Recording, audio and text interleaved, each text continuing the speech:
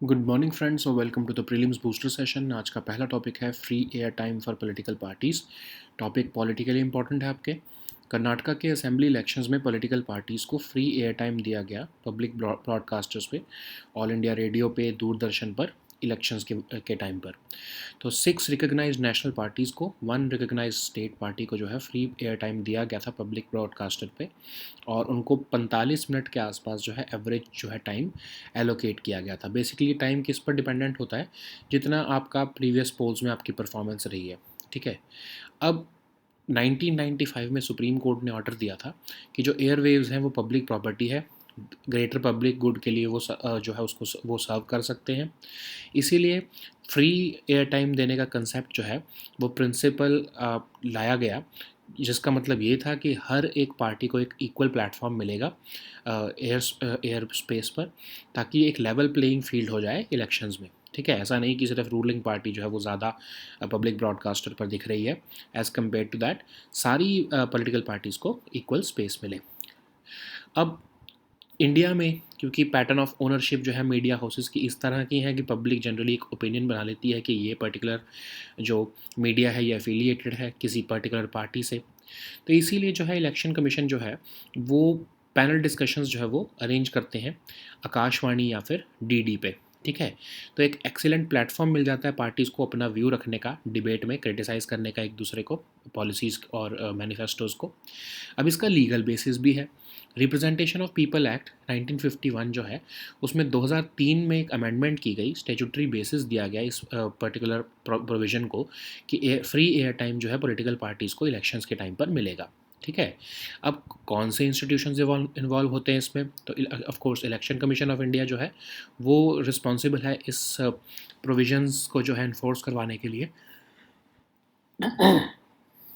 तो गाइडलाइंस और instructions ECI ही issue करते हैं, और क्राइटेरिया भी जो है वो आउटलाइन करते हैं कि कौन सी पार्टीज़ जो है वो एलिजिबल हैं और जो है कितना टाइम उनको एलोकेट किया जाएगा। अब बेसिस क्या होते हैं इस क्राइटेरिया के? कैसी तुम्हारी पास्ट इलेक्टोरल परफॉर्मेंस रही है, कितना तुम्हारा लेजिस्लेचर में अभी रिप्रेजेंटेशन है, और कितने नंबर ऑफ कैंडिडेट जो है वो फील्ड किए गए हैं। ठीक है। अब देखते हैं वर्किंग ऑफ दिस स्कीम। तो पहले होता क्या है कि टाइम वाउचर्स जो है वो डिस्ट्रीब्यूट किए जाते हैं लॉटरी सिस्टम पर इलेक्शन कमीशन ऑफ इंडिया द्वारा, और कहा जाता है कि आपको रेलेवेंट कोड्स के अधेयर करना है। ऐसा नहीं कि आप कुछ भी जाकर बोल दोगे पब्लिक ब्रॉडकास्ट पर। आप किसी फ्रेंडली कंट्री या किसी दूसरी कंट्री को क्रिटिकल नहीं हो सकते, धर्म के आधार पर आप कोई भाषा नहीं बोल सकते, कम्युनिटीज़ में वायलेंस या पर्सनल अटैक्स भी आप नहीं कर सकते हो। ठीक है। लेकिन फिर भी इसमें ऑपरेशनल चैलेंजेस हैं। चैलेंजेस क्या हैं कि जो नेशनल और रिकॉग्नाइज स्टेट पार्टीज़ हैं, ये स्कीम सिर्फ उन्हीं के लिए अवेलेबल है। तो बहुत से ऐसे और भी तो कंटेस्टेंट्स होते हैं जो इलेक्शन लड़ रहे हैं, तो ऑफ कोर्स उनको तो मिलता नहीं है टाइम। तो ये इक्विटेबल कैसे हुआ? दूसरा, एपेक्स कमेटी जो कि ये जो है देखती है कि कंटेंट क्या है उस पॉलिटिकल पार्टीज़ के डिबेट में, उसमें ऑफिशियल्स फ्रॉम आकाशवाणी और डीडी होते हैं। तो एक तरह से कन्फ्लिक्ट ऑफ इंटरेस्ट हो गया कि वो खुद ही जो है वो उस डिबेट में बैठ रहे हैं जो एंकर, और वो खुद ही उसको जो है वो कमेटी जो उसको रिव्यू कर रही है उसके जो कंटेंट को, तो एक तरह से कन्फ्लिक्ट ऑफ इंटरेस्ट हो जाता है। ठीक है। नेक्स्ट हम टॉपिक देखते हैं ग्रीन डिपॉजिट। ये आपके एनवायरनमेंट और इकोनॉमी दोनों के लिए इंपॉर्टेंट है। Recently reserve bank of India एक रेगुलेटरी फ्रेमवर्क लेकर आए हैं जो उन बैंक्स के लिए जो ग्रीन डिपॉजिट्स एक्सेप्ट कर रहे हैं कस्टमर्स से, और उनको कहा है कि उनको उन बैंक्स को ठीक से डिस्क्लोज़ करना है कि वो कहाँ पर ये डिपॉजिट्स का पैसा इन्वेस्ट कर रहे हैं। ठीक है। तो ग्रीन डिपॉजिट क्या होते हैं? नॉर्मल डिपॉजिट्स ही होते हैं, लेकिन एक ही डिफरेंस होता है कि जो इससे पैसा इकट्ठा किया जाता है बैंक द्वारा, ये वो सिर्फ इन्वायरमेंट फ्रेंडली प्रोजेक्ट्स को ही आगे लोन में या फिर इन्वेस्टमेंट में दिया जाता है। ठीक है। तो अब इन्वेस्टर्स को क्या फ़ायदा होता है? इन्वेस्टर्स बस इस बात के लिए जो है वो एक कंटेंटेड रहते हैं कि उनका जो पैसा है वो स्पेशली इन्वायरमेंट फ्रेंडली प्रोजेक्ट्स को फंड करेगा। ठीक है। अब आरबीआई का रेगुलेटरी फ्रेमवर्क क्या कह रहा है कि जो भी बैंक्स ने क्राइटेरिया बनाया है, रूल्स बनाए हैं या पॉलिसीज़ बनाई हैं ग्रीन डिपॉजिट्स एक्सेप्ट करने के लिए, उनको अपनी बैंक की वेबसाइट पर पब्लिक में डालो। ठीक है। रेगुलर इन्फॉर्मेशन दो कि कितना डिपॉजिट रिसीव हुआ, कहाँ पर ये डिपॉजिट जो है वो कौन कौन से ग्रीन प्रोजेक्ट्स में लगाए जा रहे हैं और इसका इम्पैक्ट क्या पड़ रहा है इन्वायरमेंट के ऊपर। एक थर्ड पार्टी इन सारे क्लेम्स को वेरीफाई भी करे। तो आरबीआई ने कुछ सेक्टर्स भी बताए हैं कि जहाँ पर जो ये ग्रीन डिपॉजिट्स है इसका पैसा लगाया जा सकता है, जैसे renewable energy, waste management, clean transportation, energy efficiency और एफॉरेस्टेशन। अब ये न्यू रूल्स जो है बेसिकली ग्रीन वॉशिंग क्या कंसेप्ट होता है कि क्लेम आप ज़्यादा करते हो उतना आप जो है वो काम नहीं करते हो, तो उसको हम ग्रीन वॉशिंग कहते हैं। और उसको प्रिवेंट करने के लिए जो है ये न्यू रूल्स लाए गए हैं। क्या ये ऑफ कोर्स इन्वेस्टर्स को या इन्वायरमेंट को कुछ जो है वो हेल्प करेंगे? यस। डिपॉजिटर्स जो है उनको सेटिस्फेक्शन हो जाती है कि उनका जो पैसा जो उन्होंने इन्वेस्ट किया है ग्रीन डिपॉजिट्स में वो at least environmentally sustainable investment products में लगाया जा रहा है। ऐसे ही इन्वायरमेंट को भी इससे फ़ायदा है, क्योंकि जो है पैसा जब आएगा ग्रीन प्रोजेक्ट्स में तो ऑफ कोर्स इन्वायरमेंट को भी हेल्प हो जाएगी, है ना। नेक्स्ट हम टॉपिक देखते हैं ग्लोबल डिपॉजिटरी रिसीट्स। ये टॉपिक आपके इकोनॉमी के लिए इंपॉर्टेंट है। तो टाटा कंज्यूमर प्रोडक्ट्स ने कहा है कि जो उनकी global depository receipts London stock exchange और लग्जमबर्ग स्टॉक एक्सचेंज पर लिस्टेड हैं वो उसको डीलिस्ट कर रहे हैं। तो ग्लोबल डिपॉजिटरी रिसीट्स क्या होता है, क्या ये एक इंस्ट्रूमेंट है? तो बेसिकली एक foreign currency denominated negotiable financial instrument है जो किसी डिपॉजिटरी बैंक के पास आप जो है इशू किया होता है। अब आप एग्जाम्पल से समझते हैं चलो इसको, है ना। अब समझ लो कि एक यूएस का इन्वेस्टर है लेकिन वो इंडिया में इन्वेस्ट करना चाहता है, इंडिया की स्टॉक मार्केट में। तो अगर वो डायरेक्ट आएगा इन्वेस्टमेंट करने के लिए तो उसको सेबी के कितने सारे रूल्स जो है वो फॉलो करने पड़ेंगे। तो इंस्टेड ऑफ दैट वो क्या करता है, इंडिया के एक बैंक जो मतलब उसके लिए फॉरेन बैंक है ना, तो इंडिया के एक बैंक में जो है जीडीआर खरीदता है। जीडीआर क्या है, जो इंडिया की जिस समझ लो कि ये टाटा का ही एग्जांपल ले लेते हैं। टाटा ने इंडिया के जो है स्टॉक एक्सचेंज इंडिया के जो है स्टॉक एक्सचेंज से जो है जीडीआर इशू किए हुए हैं और वो जीडीआर जो है वो हमारे किसी समझ लो एसबीआई ने जो है वो इशू किए हुए हैं टाटा के बिहाफ पर। और वो डायरेक्टली जो है जो यूएस का इन्वेस्टर है वो जीडीआर खरीदेगा इस डिपॉजिटरी बैंक में और उसको होल्ड करेगा। इस डिपॉजिट जीडीआर के प्राइजेस भी जो हैं जैसे आपके अंडरलाइंग शेयर जो है जो टाटा का उसी के बेसिस पर ऊपर नीचे जाएंगे, क्योंकि ऑफ कोर्स क्योंकि वो बैक्ड बाय शेयर है, ठीक है। तो इससे उसको फ़ायदा क्या हो रहा है उस इन्वेस्टर को, उसको इंडिया में जो है रेगुलेटरी जो है वो फ्रेमवर्क को फॉलो नहीं करना पड़ रहा। डायरेक्टली वो इंडिया के बैंक में जो उसके लिए एक फ़ॉरेन बैंक है वो उसको ख़रीदता है जीडीआर को, और जब उसको लगता है कि उसे बेचना चाहिए, जब प्राइस ज़्यादा बढ़ गया है तो वो उसको उसी जीडीआर को बेच भी सकता है, ठीक है। तो इसमें फ़ायदा क्या है कि डायरेक्टली आपको मार्केट में इन्वॉल्वमेंट करने की ज़रूरत नहीं है, आप डिपॉजिटरी बैंक से ही जो है वो सारी डीलिंग कर सकते हो। और अब तो इंडियन कंपनीज़ को जो है कहा गया है कि आप अपने जो है शेयर्स जो लिस्ट कर रहे हो फॉरेन एक्सचेंज में वो आप जीडीआर के थ्रू ही करोगे, ठीक है। तो इससे इंडियन कंपनीज़ को फॉरेन फंड्स भी मिल जाते हैं, इन्वेस्टर्स पैसा भी लगा देते हैं और डिपॉजिटरी बैंक जो है उसका भी फ़ायदा हो जाता है, उसको भी जो है वो भी एक एज अ इंटरमीडियरी जो है वो रोल निभाता है, तो उसका कमीशन बन जाता है ना। तो जो डिपॉजिटरी बैंक है वो जीडीआर को शेयर्स में कन्वर्ट कर सकता है, क्योंकि अदरवाइज़ तो क्या फ़ायदा है उस बैंक को ये इंटरमीडियरी का रोल निभाते हुए। वो इस जीडीआर को शेयर्स में कन्वर्ट करके बाद में डोमेस्टिक स्टॉक एक्सचेंज पर भी लिस्ट कर सकते हैं, ठीक है, ट्रेड कर सकते हैं, रादर लिस्ट नहीं ट्रेड कर सकते हैं। और ये जीडीआर जो हैं ये फॉरेन करेंसीज में ही डिनोमिनेटेड होते हैं, तो यूएस का इन्वेस्टर को रुपये में भी कन्वर्ट कराने की ज़रूरत नहीं है पैसे को। जब इन्वेस्टमेंट करनी है वो अपने जो है ग्लोबल करेंसी जो उसकी यूएसडी करेंसी है उसमें भी वो इन्वेस्टमेंट कर सकता है, ठीक है। लेकिन किसी भी इंडियन कंपनी को ये जीडीआर इशू करवाने के लिए मतलब फ़ॉरेन पैसा लेने के लिए मिनिस्ट्री ऑफ फाइनेंस में फ़ॉरेन इन्वेस्टमेंट प्रमोशन बोर्ड से जो है वो अप्रूवल लेना पड़ता है। नेक्स्ट हम टॉपिक देखते हैं European bank for reconstruction and development, international relations के लिए इंपॉर्टेंट है। तो European bank for reconstruction and development ने फर्दर सपोर्ट जो है वो प्लेज किया है यूक्रेन के लिए 3 से 5 बिलियन यूरोस के बीच का। तो ये बैंक जो है अप्रैल 1991 में बनाया गया था ईस्टर्न यूरोप और एक्स सोवियत कंट्रीज़ को हेल्प करने के लिए। लंदन में इसका हेडक्वार्टर है। अब ये करंटली सेंट्रल वेस्ट एशिया और नॉर्थ अफ्रीका की कंट्रीज़ को सपोर्ट दे रहा है और मेंबरशिप इसकी 69 कंट्रीज़ हैं। इंडिया भी इसका जो है वो जो है 2018 जुलाई में जो है 69 शेयर होल्डर बना है। नेक्स्ट हम टॉपिक देखते हैं स्प्लिट्ज़र टेलीस्कोप, साइंस एंड टेक के लिए इंपॉर्टेंट है। तो स्पेस वेयर एक्स ये एक इनोवेशन आर्म है यूनाइटेड स्टेट्स स्पेस फोर्स की, जिसने एक स्टार्टअप को सिलेक्ट किया है स्पिट्ज़र रिसरेक्टर मिशन के लिए। अब स्पिट्ज़र रिसरेक्टर मिशन स्पिट्ज़र टेलीस्कोप के लिए जो है वो बनाया जाएगा। और पहले तो देखते हैं स्पिट्ज़र टेलीस्कोप क्या है। ये fourth and last of NASA की फ्लीट है ग्रेट ऑब्जर्वेटरीज की, सैटेलाइट्स की। ये थर्ड स्पेस टेलीस्कोप है जो 2003 में जो है वो लॉन्च किया गया था। सन को ऑर्बिट कर रहा है 1 एस्ट्रोनॉमिकल यूनिट दूर, और ये कॉस्मोस को जो है इंफ्रारेड वेवलेंथ में स्टडी करने के लिए गया था। लगभग 16 साल हो चुके हैं इसको वहाँ पर गए हुए। लेकिन अब ये रिसरेक्टर मिशन क्यों क्यों लॉन्च करने की ज़रूरत पड़ रही है? तो बेसिकली इस टेलीस्कोप को रीस्टार्ट करने की ज़रूरत है, क्योंकि ये लगभग 2 एस्ट्रोनॉमिकल यूनिट्स अवे हो चुका है अर्थ से, और इसका डायरेक्ट कम्युनिकेशन जो है वो अब अर्थ से पॉसिबल नहीं है। इसीलिए ये स्पिट्ज़र रिसरेक्टर मिशन जाएगा वहाँ पर, और उसके पास जाएगा उस टेलीस्कोप के, और as a high rate data relay जो है वो करेगा प्लैनेट में, कम्युनिकेशन में हेल्प करेगा बेसिकली इस टेलीस्कोप और अर्थ के बीच में। और ये लगभग 300 मिलियन किलोमीटर्स का डिस्टेंस ट्रैवल करने वाला है। अब ये बेसिकली यूएस एयरफोर्स और स्पेस फोर्स का प्रोजेक्ट है। ठीक है, नेक्स्ट हम टॉपिक देखते हैं हिमालयन चंद्र टेलीस्कोप। ये भी साइंस एंड टेक के लिए इंपॉर्टेंट है। तो हिमालयन चंद्र टेलीस्कोप जो हानले में है लद्दाख में, उन्होंने 10 अदर ग्लोबल ऑब्जर्वेटरीज के साथ हैंड्स ज्वाइन किए हैं, ताकि वो एक ब्लेजार को जो है वो ब्राइटन होते हुए जो है वो ऑब्जर्व कर रहे हैं। तो हिमालयन चंद्र टेलीस्कोप क्या है? 2 मीटर ऑप्टिकल इंफ्रारेड टेलीस्कोप है, जिसका नाम सुब्रमण्यम चंद्रशेखर जी जो नोबेल लॉरिएट है उनके नाम पर रखा गया है। अब ये इंडियन एस्ट्रोनॉमिकल ऑब्जर्वेटरी जो हानले में है लद्दाख में, वहाँ पर लोकेटेड है। 10th हाईएस्ट ऑप्टिकल टेलीस्कोप है वर्ल्ड का।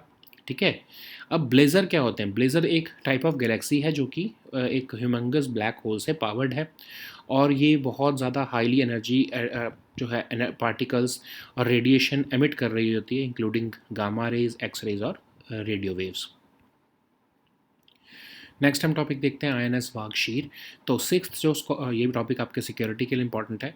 तो जो सिक्स्थ स्कॉर्पियन सबमरीन है प्रोजेक्ट 75 की, कलवारी क्लास सबमरीन्स की, वागशीर, वो अपना सी ट्रायल जो है वो कमेंस कर चुकी है। ये सिक्स्थ सबमरीन है कलवारी क्लास सबमरीन्स में। इसका नाम सैंडफिश के नाम पर रखा गया है। इसको डिज़ाइन तो फ्रेंच नेवल ग्रुप ने किया है, लेकिन इसको बनाया मज़गांव डॉक लिमिटेड ने है।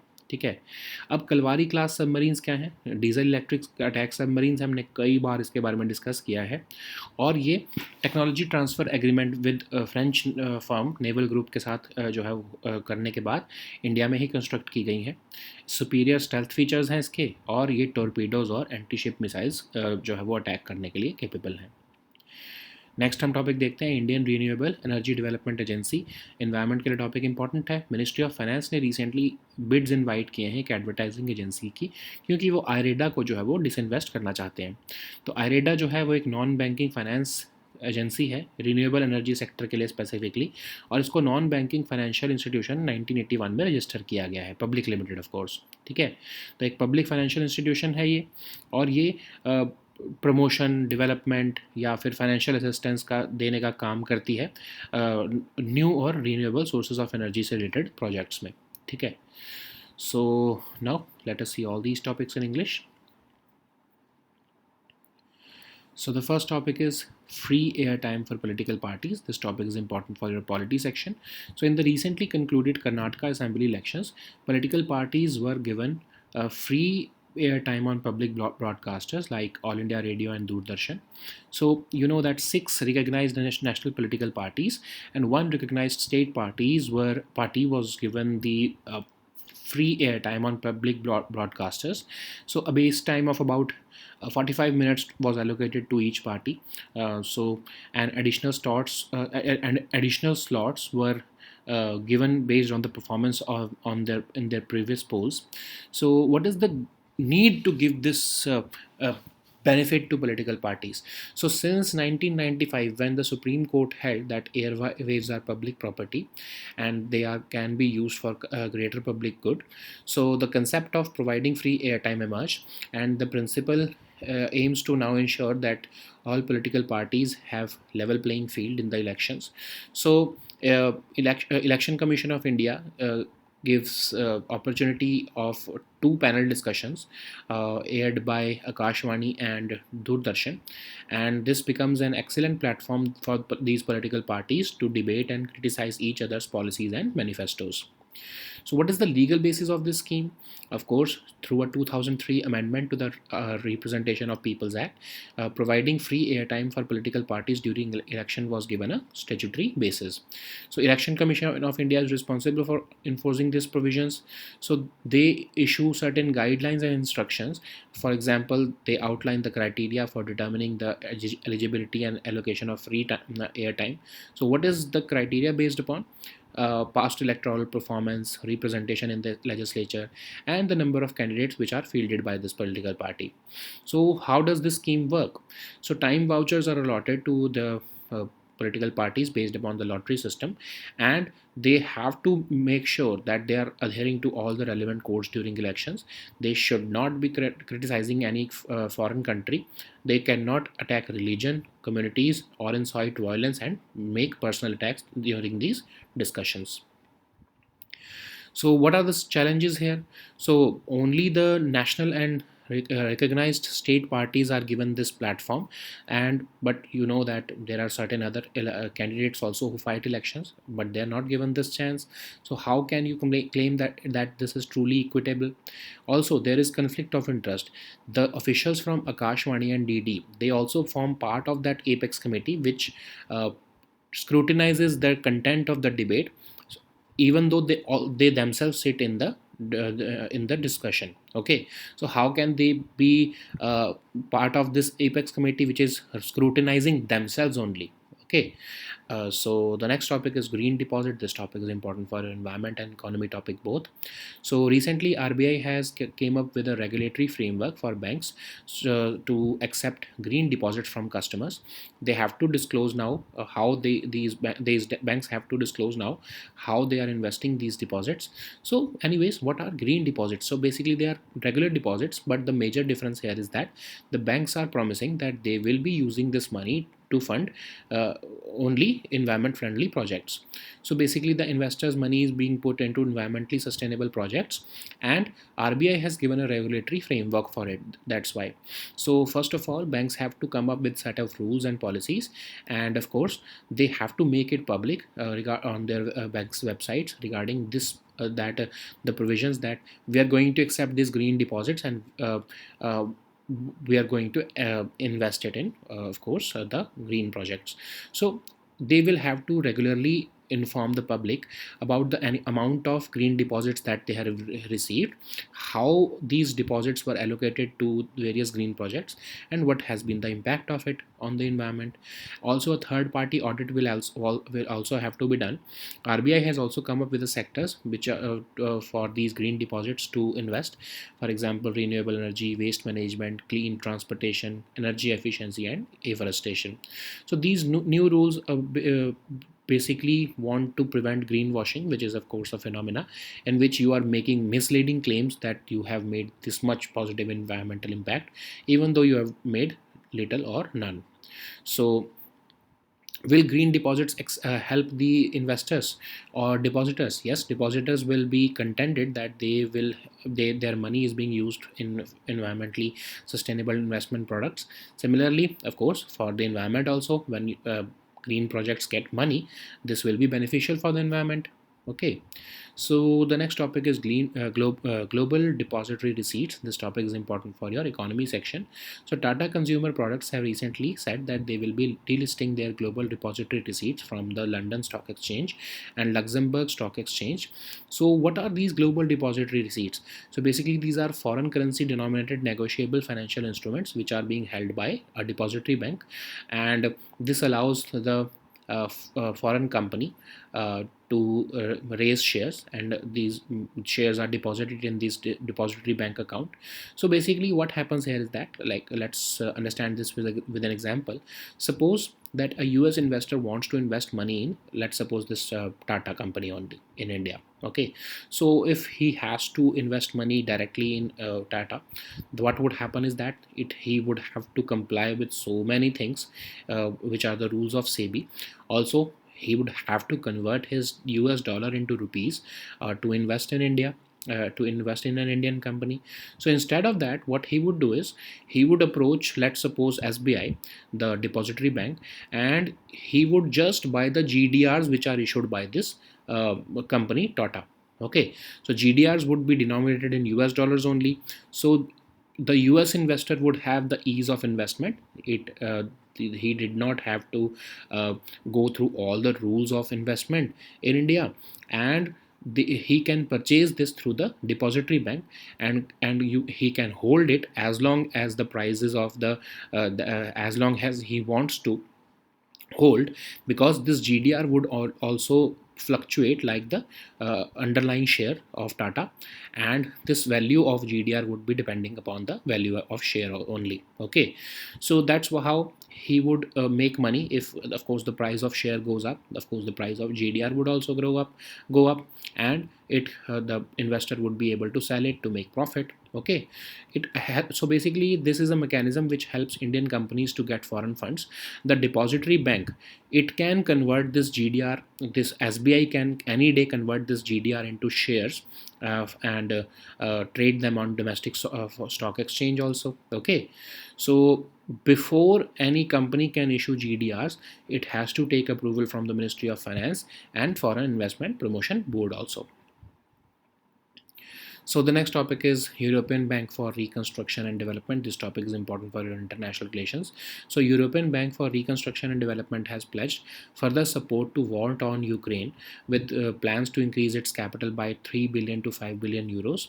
So what is EBRD? EBRD was created in April 1991 to help Eastern European and ex-Soviet countries, so to develop them in free market economies. So its headquarters is located in London, and it prioritizes support for countries in Central, West Asia, and North Africa now. And its membership is of 69 countries. India became the 69th shareholder when it joined the bank in July 2018. So the next topic is Spitzer telescope. So this topic is important for your science and tech section. So Space War X is the innovation arm of United States Space Force, which has been selected recently. Which has selected a startup to develop the Spitzer Resurrector mission. So this basically this mission would be the mission to restart this Spitzer telescope, which is a US satellite, which is the fourth and last of NASA fleet of great observatories, which was sent to space in 2003. It is orbiting the sun about 1 astronomical units away from it, and it is studying the cosmos from the last 16 years in infrared wavelengths. But of course, now Spitzer Resurrector mission would be required to restart this telescope, because this telescope is about 2 astronomical units away from the Earth, and it has lost direct communications with the Earth as of now. So this mission would go there and act as a high rate data relay between the planet and this telescope. So it would travel about 300 million kilometers to restore this telescope. So the next topic is Himalayan Chandra Telescope. This topic is important for your science and tech section. So Himalayan Chandra Telescope in Hanle has recently joined hands with 10 other global observatories to observe this brightening of a blazar. So Himalayan Chandra Telescope is a 2-meter optical infrared telescope which is located in Hanle near Ladakh. It is named after Nobel laureate Subramaniam Chandrasekhar ji. So it is the 10th highest optical telescope in the world. And what is a blazar? So blazar is basically a galaxy which is powered by a humongous black hole, and it is known for emitting highly energetic particles and radiation. So the next topic is INS Wagashir. This topic is important for your security section. So sixth Scorpion class submarine of Project 75, Wagashir has recently started its sea trials. So this is the sixth submarine of Kalvari class submarines. It is named after the sandfish, and it is designed by the French Naval Group, and but built by the Mazagon Dock Limited of Mumbai. So it is designed to operate in all theaters, of course. And Kalvari class submarines are basically diesel electric attack submarines. They are constructed with technology transfer from French naval group, and they have superior stealth features, and they can attack through launching the torpedoes and anti-ship missiles.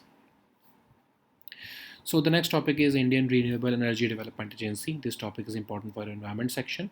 So Ministry of Finance has recently invited bids to select an advertising agency for listing and partial disinvestment of IREDA. IREDA is a specialized non-banking finance agency for the renewable energy sector, and it was established as a public limited government company and a non-banking financial institution in 1981. So it is notified as a public financial institution under Section 4A of the Companies Act, and it is formed for promoting, developing, extending financial assistance for setting up projects related to new and renewable sources of energy. Okay, so these were our topics for today. We'll meet next time on Monday now. Until then, goodbye and take care.